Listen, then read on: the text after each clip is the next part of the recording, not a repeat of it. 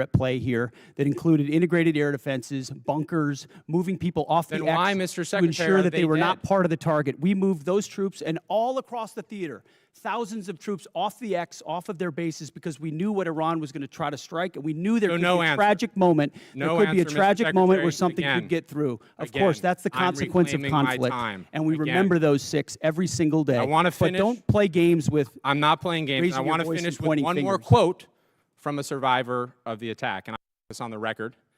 Telling the truth is important, and we're not going to learn from these mistakes if we pretend these mistakes didn't happen. Secretary Hegseth, those soldiers told the truth. Those soldiers are braver than you are. I commend them. They are asking for accountability. They deserve accountability, and I'm asking for the same, starting with you. And as I said a year ago, you need to resign immediately. I commend those soldiers. I yield back. Gentleman yields back. Chair now recognizes the gentleman from Texas, Mr. Fallon. Thank you, Mr. Chairman. Secretary Hegseth, I want to tell you something right now. You focused our military once again and finally, and you've shaped it into the meritocracy, and you've dramatically increased the United States' ability to project power and, when needed, lethality.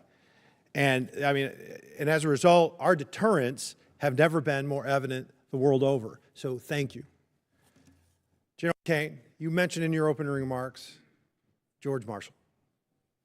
Unfortunately, some of your immediate predecessors were clearly one type of a general. They were Democratic generals. One of them, even in this committee, used politically charged rhetoric of the left. And I don't want Democratic generals. And for that matter, I don't want Republican generals either. I want American generals. You, sir, are an American general. You know exactly what we need generals at Joint Chief of Staff that knows, understands, respects, and embodies your role to serve this republic, the troops, and the mission. And that is precisely what you're doing. And I want to thank you because you do remind me of George C. Marshall. He was a great American, and so are you. Secretary Hegseth, what do you know of any nation state that ever enriched uranium to 60% that then didn't make a nuclear weapon? Well, first of all, I want to second your comments about the chairman, and I agree. I appreciate how he does his job. Usually when a country pursues at that level, it's pursuing a nuclear weapon. 100% of the countries that have reached 60% enrichment have then produced a nuclear weapon. And is it true that Iran was in the process of building such a swarm of UAVs and ballistic missile shield conventionally, once they wanted to bake the cake because they had all the ingredients to make the nuclear weapon, it would have been damn near impossible for us or anyone else to prevent them? As I pointed to, the president was wise enough to understand that at its weakest moment, following the 12-day war and Midnight Hammer, now is the time to degrade their conventional capabilities, the umbrella they were building of missiles, long-range, short-range, cruise missiles, one-way attack drones, that they were going to use to blackmail the countries around them to not do anything about their nuclear program when they broke out from 60%. We know that to be knew that to be their intention, and something had to be done about it, and President Trump had the courage to do it. Well, President Trump, there's been a lot of quotes that people have been mentioning his words, and I wanted to mention some that I thought were interesting. Here's a quote: "I will take no options off the table to prevent Iran from obtaining a nuclear weapon." Barack Obama. "Iran will never get a nuclear weapon." Joe Biden. "I will never hesitate to take whatever action necessary, and I will never allow Iran to acquire nuclear weapons. All options are on the table." Kamala Harris. And this one: "We would totally obliterate Iran." That's a terrible thing to say, but those people who run Iran need to understand that. Hillary Clinton, 2008. So it seems to me that Barack Obama, Hillary Clinton, Joe Biden, Kamala Harris, and Donald Trump had something in common. They weren't going to allow Iran to get a nuclear weapon, and some of them, 4 of them, were all words, and one of them took action. There's 93 million. We're involved in a land war in Asia. I get it. It's complicated. 93 million people, much larger than Iraq, but 80% of their country hates their guts. This is a regime that murdered 40,000 of them and gunned them down in the streets. They're responsible for over 600 American deaths. How long was World War II? You have any idea? In days? I have it right here. In days, exactly. I got it multiplied by 365, but yeah, it's 1,347 days. Korea was 1,129, and our involvement in World War I, which was rather quick, was 585. How long we've been involved in Iran? Just shy of 60 days. 60 days, 2 months. And what is the degradation of their Navy right now, Secretary?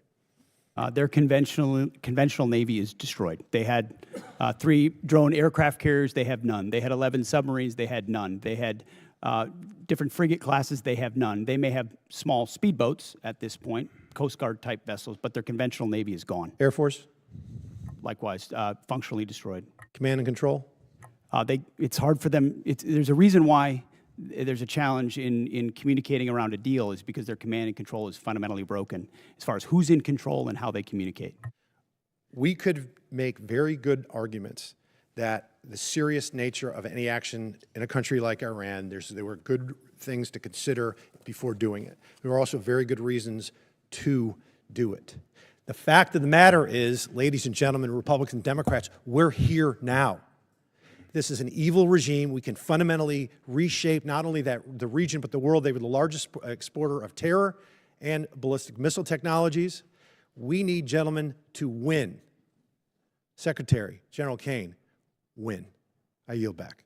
Gentleman yields back. Chair now recognizes the gentleman from Pennsylvania, Mr. DeLuzio. Thank you, Mr. Chairman.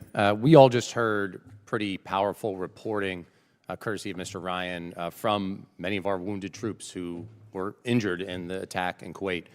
Mr. Secretary, you heard direct quotes from some of them via CBS's reporting. They were willing to talk to the press. Things like they were unprepared to provide any defense for themselves in the unit.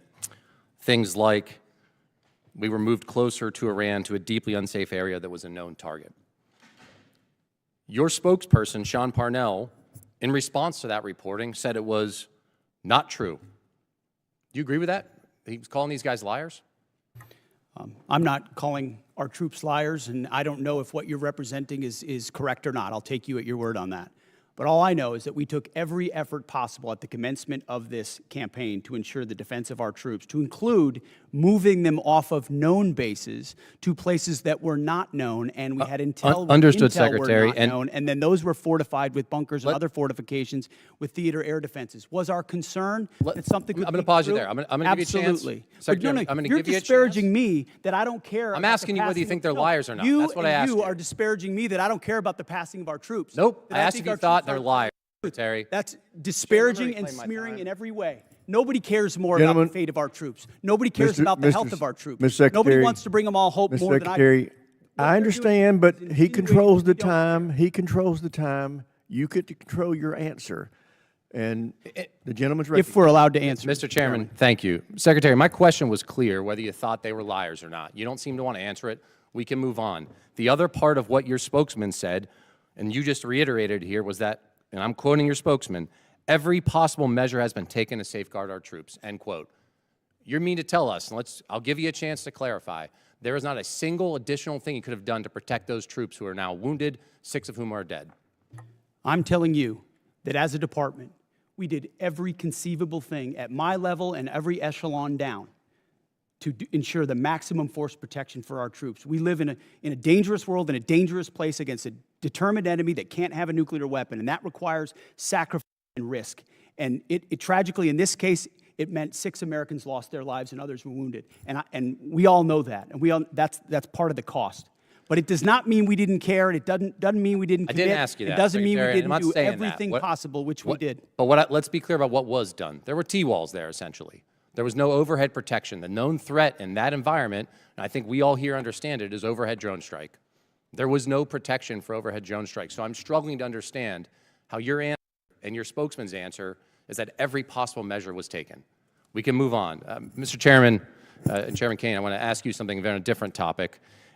Folks at home know you're the senior military officer in our armed services. They may not have as much of understanding of your role in the chain of command. You're outside the operational chain of command, but you are the President's and the Secretary's senior military advisor. So I want to ask a very basic thing, what you would expect our commanders in the field, our troops to do should the enemy lay down their weapons and try to surrender. What would you expect commanders in the field to do? Well, sir, I think I'll go back to something I said earlier with deep respect for your question, but I think you're trying to take me to a partisan place here, and I can't let you do that. General, as always, I respect your No, sir, desire just, to avoid it. I'm not yes, trying to sir. put you in a partisan No, place. and I know that, but our officers and enlisted service members always follow lawful orders. There's a checklist for them to do that, and I'll stay in the Very middle. good. Understood, General. Secretary, let me